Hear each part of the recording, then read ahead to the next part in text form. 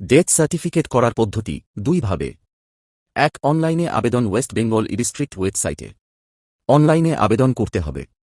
ধাপসমূহ: district ওয়েবসাইটে যান। নতুন ব্যবহারকারী হলে রেজিস্টার করুন। লগইন করে ডেথ সার্টিফিকেট অপশন নির্বাচন করুন।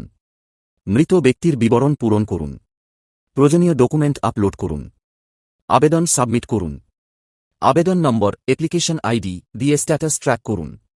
অনুমোদনের পর সার্টিফিকেট অনলাইনেই ডাউনলোড করা যাবে। 2. অফলাইনে আবেদন। স্থানীয় পঞ্চায়েত ও পৌরসভা অফিসে যান। ডেথ রেজিস্ট্রেশন ফর্ম সংগ্রহ করুন। ফর্ম পূরণ করে ডকুমেন্ট জমা দিন। যাচাইয়ের পর সার্টিফিকেট দেওয়া হবে।